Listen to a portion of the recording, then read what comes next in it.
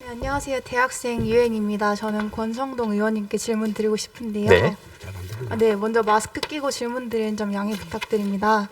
아까 의원님께서는 검찰 내부의 수사권과 기소권 분리안에 대해서 다소 반대하는 의견을 내셨습니다. 저는 지난주 권성동 의원님께서 받으신 재판 결과를 인용하며 이러한 추론을 잠깐 해봤는데요. 재판을 담당한 항소심 재판부에서는 검찰이 유죄를 충분히 입증하지 못했다라면서 무죄 판결을 내렸습니다. 그리고 의원님께서는 검찰이 묻지마 기소를 했다고 평가를 하셨고요. 만약에 추미애 장관의 입장처럼 검찰의 수사권과 그리고 기소권 담당자를 분리하게 된다면 이와 같이 의원께서 주장하신 명백한 증거를 찾지 못한 수사부 검찰의 기소 건의를 기소부에서 반려할 수 있지 않을까 싶은데요.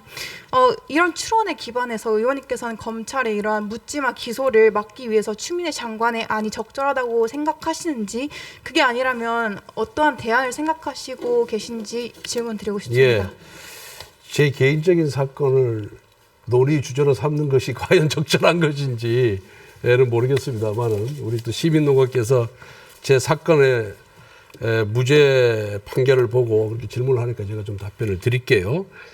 우선 검사가 갖고 있는 수사권과 기소권을 분리하는 것은 맞지가 않아요. 그런데 검사도 사람인지라 증거 가치 판단을 잘못할 수도 있고 법리 적용을 잘못할 수가 있어요. 그거 부인하는 거 아닙니다.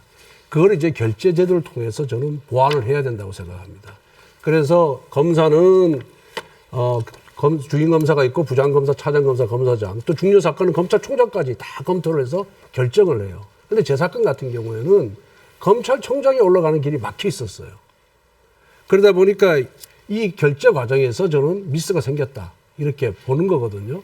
결재 과정에 미스가 생겼다 이렇게 보는 거고, 기본적으로 검사는 기소관입니다. 공소관이에요. 근데 우리나라만 특이하게 수사권까지 부여하고 있어요.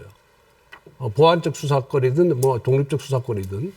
그런데 수사를 한 사람들이 사건 내용을 가장 잘 알고 그다음에 조사를 하다 보면은 이 심증론이라는 게 옵니다. 그다음에 그 심증과 물증과 객관적인 증거라든가 이런 진술을 갖고 이제 기소 여부를 결정을 하거든요. 결정을 하는데 그 오류는 결국 결재 제도를 통해서 저는 보완이 돼야 되고, 결재 과정에서 복잡한 사건의 경우에는 저는 별도의 검토팀을 두고 한번 토론을 시켜볼 필요가 있다. 그렇지만 최종 결정은 그 수사 선상에 있는 부장검사든 수사검사와 부장검사와 차장검사와 검사장이 토론해서 사건에 대한 결론을 내려야 된다는 것이 제 지론입니다. 네. 어떻게 답이 좀 되셨습니까?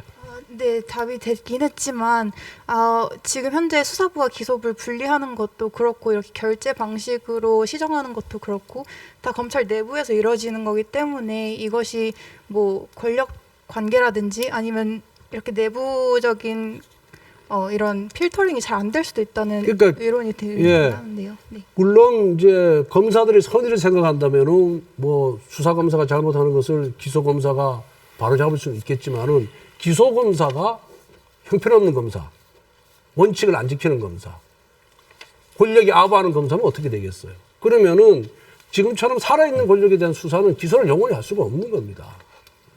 우리는 살아있는 권력을, 죽은 권력보다 살아있는 권력에 대해서 수사에 대해서 박수를 쳐줘야 되잖아요. 그래야 부정과 비리가 발본색은 되는 거니까. 그런데 기소검사가 장관이 임명하는데 지금처럼 이성윤 중앙지검장처럼 다른 대부분의 검사가 다른 의견을 제시할 경우에 그럼 그 피해는 고스란히 국민들한테 오는 거거든요. 그래서 검찰총장 책임하에 결재제도를 통해서 내부의 치열한 토론을 통해서 사건을 결정하는 게 맞다, 저는 그렇게 봅니다. 알겠습니다. 뭐 수사와 기소를 분리할 필요까지는 없다 이런 말씀이신데요.